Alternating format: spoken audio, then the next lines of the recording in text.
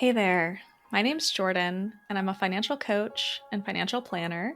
And today I'm your host at the Reimagine Wealth podcast, where we share imperfect stories about embodying our values, weaving just system level safety nets, and working to build the world that we want to live in, one where we all get to have our needs met and thrive.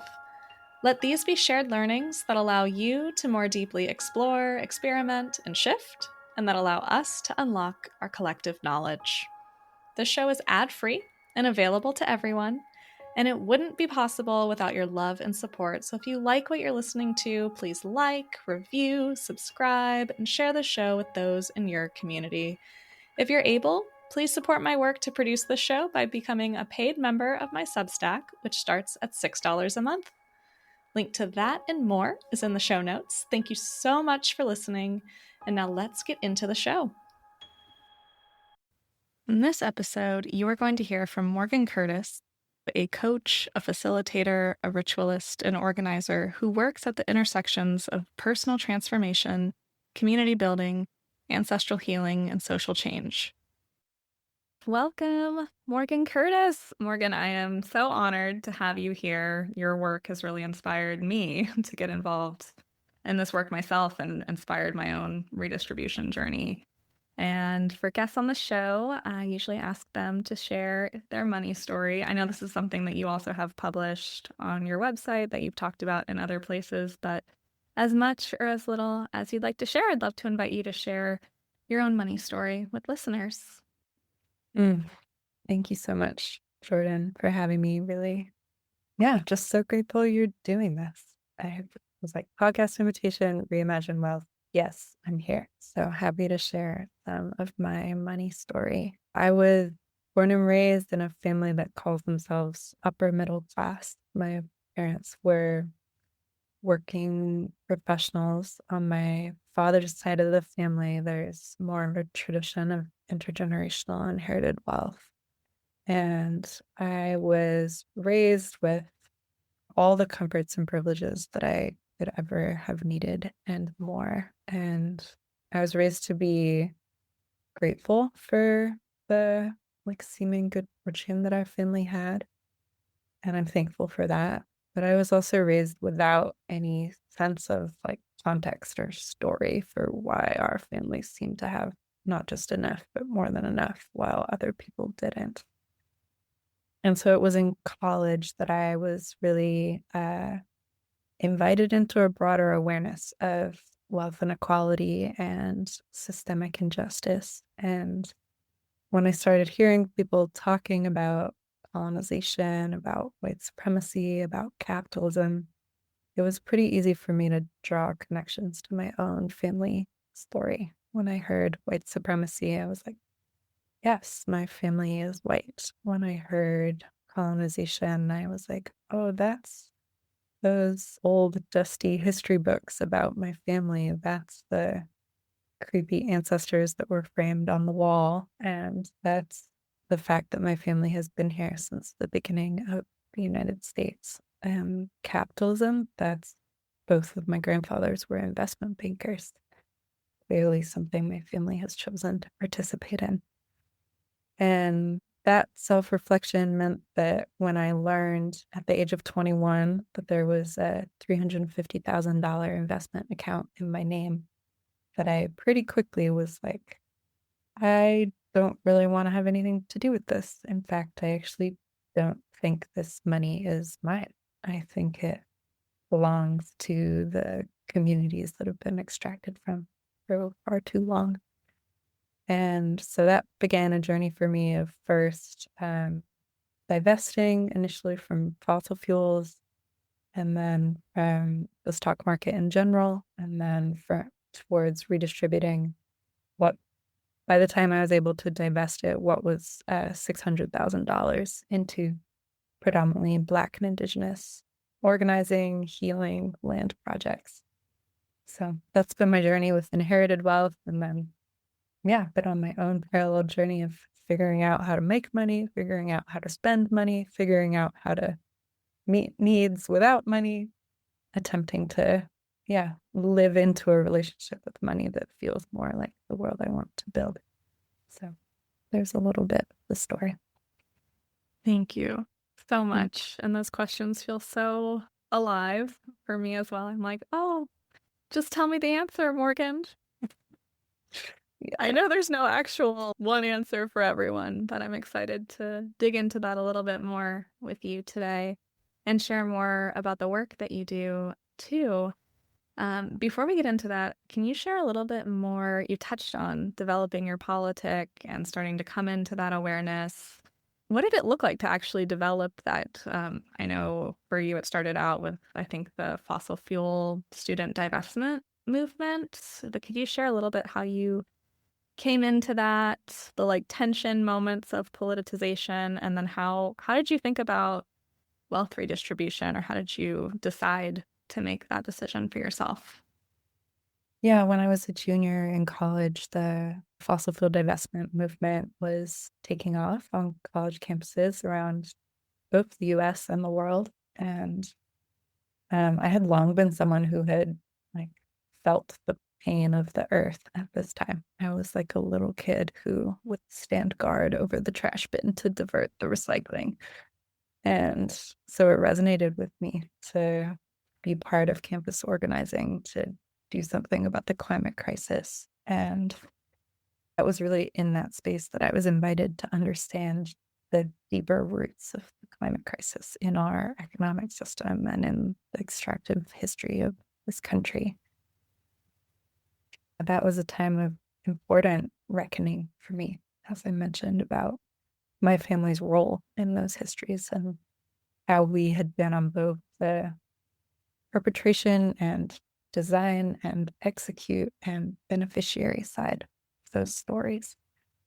And seeing that clearly, whether it was my ancestors who came to the early colonies of this country or my ancestors who participated in wars of Indian removal, my ancestors who chose to enslave other human beings of both African and Native descent, that all of those choices are legacies that I inherit. And yeah, that I choose to take responsibility for seeing that as long as the intergenerational trauma of those histories still is with us for the communities that were most impacted, then the intergenerational responsibility for that healing stays with those of us who are on the perpetrator side of the story. And so I feel like profoundly grateful for that way of thinking about things, which was really given to me by the both peers and elders of color in the movement spaces I was in, particularly thinking about being in Indigenous solidarity spaces and listening to Native elders inviting me to really reflect on like, who are your people? Why are you here? Like, what brings you to this work? And seeing that there was some, yeah, specific work that was mine to do in this lifetime as kind of the living generation of my family history.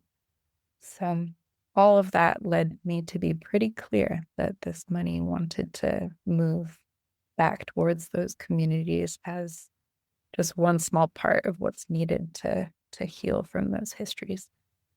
That was some of how I got to that decision. Mm, yeah, it's such a windy path, and it continues to wind.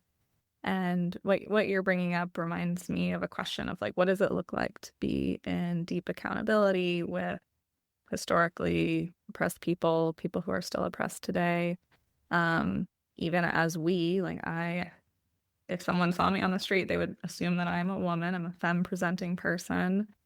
Even as we hold some of the oppression or are faced with some of the oppression ourselves, we also hold other privileges. So I'm curious from your perspective and from the knowledge and wisdom of the elders that you have accountability with. What does it look like to show up in right relationship with social justice movements? And this feels particular to me as I've navigated my own spaces where I felt like I had to just always put my needs and what I wanted at the bottom in kind of like a self-sacrificing Mm. way. to where it got to a point where I was like, I actually can't sustainably hold all of this and do all of this and be all the things that I'm being asked to be, because it's not true to who I am or what's possible for me right now. So I'm just curious, how do you approach centering your own well-being alongside the collective while also maintaining that right relationship and accountability? Such a powerful question. Yeah, I think what's coming to me is, when we look at the centuries old call for reparations in this country as just one place that we're being invited into participation, we see that what's being asked for is necessarily material, like the return of land, money, stolen goods, stolen places. And it's so much more than that, because material recompense can never make up for lost lives, culture, opportunity. And so the work is broader, and it's also spiritual. I'm grateful for a teacher of mine, Dr. David Ragland from the National Grassroots Reparations Campaign. He talks about reparations as a spiritual practice. And I think when we think about it that way, it's a really profound invitation into recognizing our own stake in a more just, repaired, reconnected, or connected for the very first time world. And the opportunity that I've had to step into communities and collaborations and places where I've been able to both bring financial resources and just myself, my cooking, my childcare, my giving rides, my just human showing up in community. These have been some of the most life-affirming experiences I've had, that I'm not sacrificing something any more than I'm gaining something. That journey of return and repair is something that also benefits me, that living in that, attempting to take steps towards living in integrity, feels good. It's like a thing that I long for myself, for future generations of my family, that I want to choose. And so orienting to this work not about giving up something or giving over something, but stepping into a new way of living, a new level of commitment to seeing others' humanity and therefore my own. I think it's a mutually reinforcing positive thing. Yes, that is something that I'm just so glad it naturally came up already in this conversation, because that was something I wanted to ask you, is how it's framed so often of, if you give away wealth, you're sacrificing yourself, or you're putting yourself at a higher risk of something. It's never actually clear what that risk is. It's just like, you'll have less financial wealth, whatever that means. And I see folks who come from a place of privilege who don't always immediately draw the connections of how your individual well-being is interconnected to the well-being of the collective, and how it's actually a gift to be a part of these movements, to be a part of engaging in working to decommodify housing, or to have Medicare for all, or tax justice, by working towards and engaging in collective safety nets that's actually making us all, including the people that we love, safer. So I don't really think of it as a self-sacrifice, but just wondering if there's anything else that you want to add there, or any examples that would be helpful to draw from to make that a little bit clearer. Yeah, I think there's two ways of thinking about this here. One, I appreciate you spelling out that investments in building a more just world for all benefit all, a world where there's free healthcare and affordable housing and meaningful education and a safe environment. That's the world that we want. And I think it is understandably hard to always advocate but that will be realized through our organizing or redistribution, especially, we're talking right now some 5 months into the second Trump administration when a lot of those progressive political goals can feel like so far away. And I think while that investment in a material future that we all need can be one form of motivation, I think we also need to draw on another well of why we might act, even if we might not win.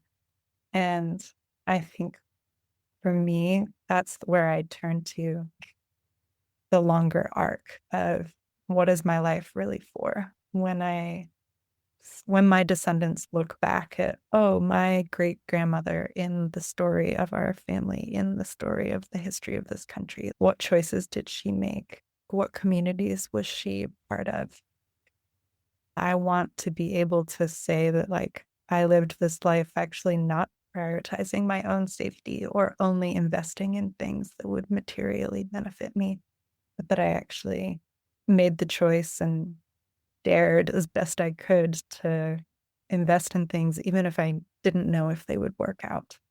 And that, in fact, those of us that were raised with financial or educational, racial, other forms of privilege can actually afford to take that risk more than other people can. And what a gift I've been given to be able to be someone that says, I'm going to do this, not knowing if it's going to work out, but just because I'm called to. And this is the life that I choose to live. It's reminding me a lot of, I've been talking in different groups about, even if it doesn't work out the way, not being as attached to the outcome, because at least I'm trying my best in whatever way that I choose to define that. At least I'm showing up as my full self and working towards the world that I want. And I'll never have regrets over trying my hardest around that. Yeah. So thank you for lifting that up. And I'm just listening to you speak is both so relaxing, and your words are so beautiful and powerful.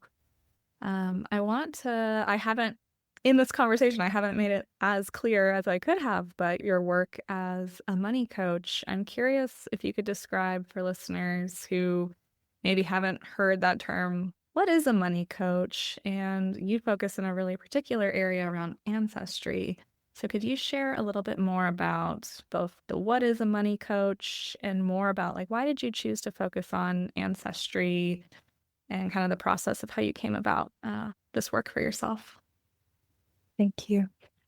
A lot of folks are most familiar with the word coach from, say, team sports. As coach is someone who's with you, who believes in you, who's got your back, who's going to reflect to you your successes while also pointing out where you have space to grow. They're going to bring their own wisdom and experience, but mostly they're going to support what's emerging in you. And you'll often hear a sports coach be like, oh, the people I'm coaching are actually way better at this sport than I ever was. But still, by standing next to them and by their side, I can help them see their strengths and weaknesses and grow from there. So a money coach is your sports coach for your money life. It's that person who will accompany you as you take a look at where you're trying to get with your journey with your money. And so a lot of what I work with people on is both clarifying their vision and their values. At the center of my work is the journey towards redistribution and divestment. So letting money go into the world towards community, and divesting it from extractive investments and reinvesting it when applicable into more generative community-based projects. And supporting people with all the aspects of their money life that make redistribution and divestment possible. So for many people, that means reflecting on how they're budgeting, how they're spending, how they're earning, how they're thinking about long-term financial planning, will writing and estate planning, what are all the different pieces of your money life that can support your intentions for redistribution and divestment? And then, as you mentioned, I actually call myself an ancestors and money coach. And that really arose both out of my own journey, choosing to bring a reparations framework to my redistribution and divestment, and also through seeing that the clients I was working with who were attending to repair for parts of their money story or ancestry story were really like, those collaborations brought me so alive. And it felt clear to me that, oh, this is my piece to do. And so I support people also with genealogy and family history work, with thinking about and reflecting on their relationship to their ancestors, whether they understand that as a literal spiritual thing or more of a emotional, metaphorical thing. And really, yeah, looking at, what does this story lead me to do, and bringing that to bear on their choices for redistribution and divestment. It's a beautiful tapestry of your work. Do you notice any trends or commonalities on where maybe you notice folks getting stuck or having similar, you alluded to it already, but yeah, I'm just curious, where do you see folks getting stuck on the journey and what does it look like to help them move through that or overcome that? Mm-hmm. Yeah, so I talk a lot with folks about, there's both internal obstacles and external obstacles as we try to move forward towards our vision and take action. And our external obstacles sometimes are easier to see. That might be like, I have a trust fund that has these 9 rules written into it that I have to follow. Or another external obstacle might be, I never got the financial education that I need to understand my investments. Or I don't live in the part of the country where my wealth was extracted from, and I just don't have those relationships or understanding of how I might be supportive over there. So I I do support people with those sort of external obstacles, which can include both helping people listen for what their authentic next step is, and also referring them to aligned professionals when needed, whether trust and estates lawyers or financial planners. And then on the internal obstacles side of things, these are all the places we stop ourselves. So that's any of the stories that we tell ourselves about how we don't know enough, or it's too overwhelming, or I'm afraid that if I do this, something bad will happen to me, or I don't have the self-confidence to initiate the relationships that I know I'm going to need to, or I'm nervous about the impact on my relationship with my family if I make these choices. It's all of that emotional internal work that we have to do to be able to take meaningful action. And yeah, as someone's coach, I'm with you in looking at, what is the story I'm telling myself, and is it true? And if it is, like, how does that guide my action going forward? And also, sometimes maybe it's not true, but it's something that's kept me safe up until now. And what support do I need to step beyond it? Mm, it's making me think about some stories I've been telling myself. Um, I would love to hear a little bit more about how you, for yourself and for your family, chosen family of kin, your community of beloveds, whatever that looks like, and just the collective well-being. How do you think about or orient to how much is enough? Doesn't even have to be monetarily, but just when it comes to caring for yourself and the folks that you love.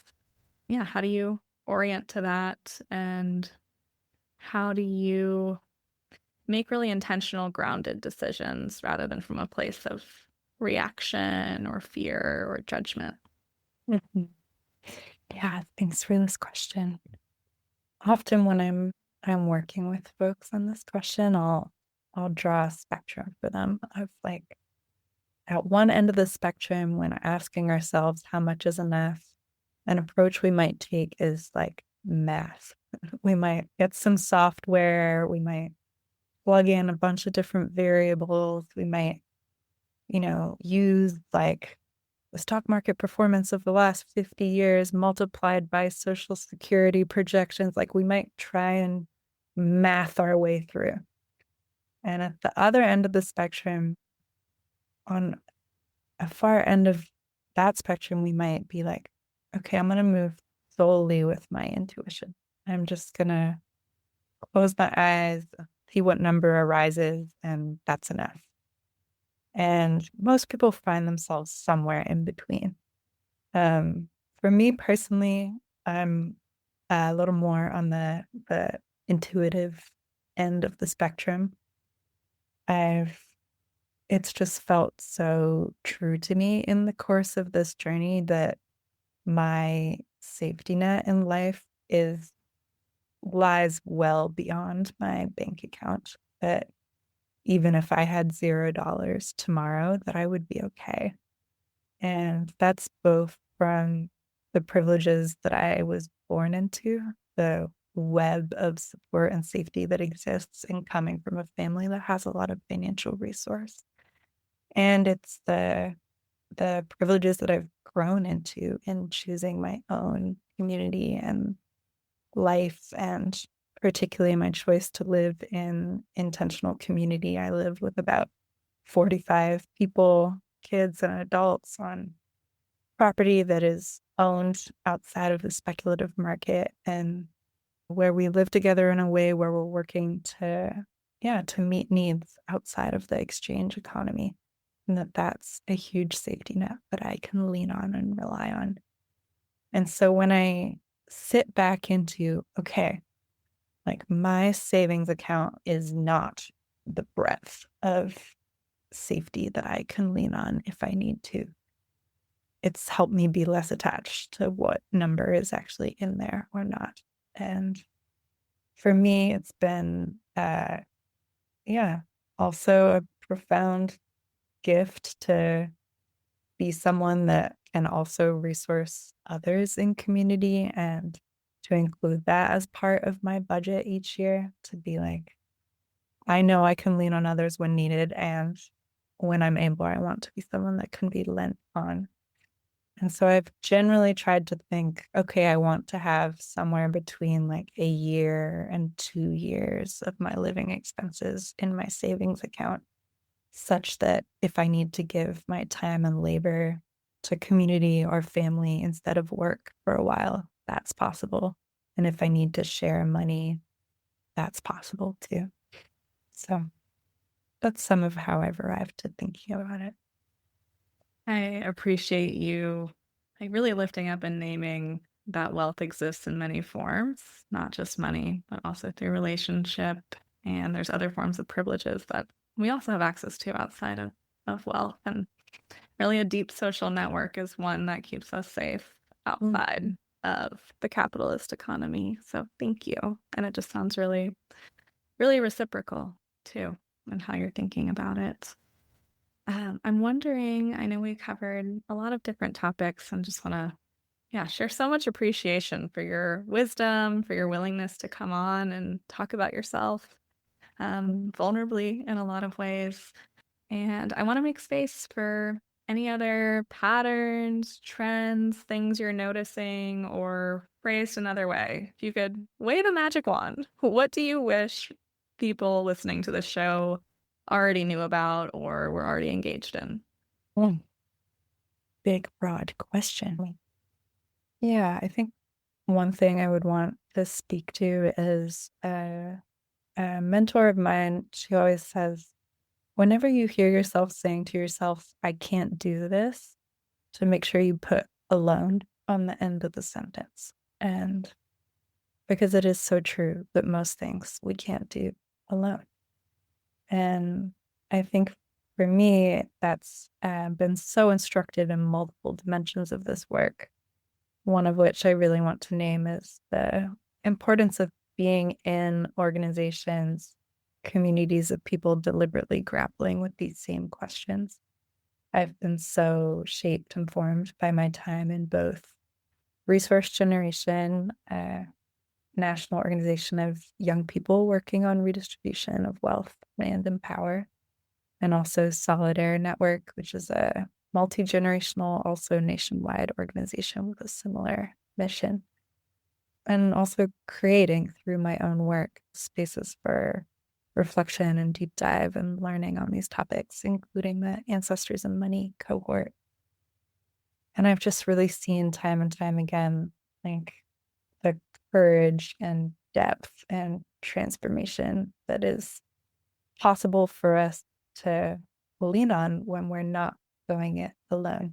And when we see others reflecting our experience back to us, who are making courageous choices that we couldn't have imagined until we see it demonstrated to us.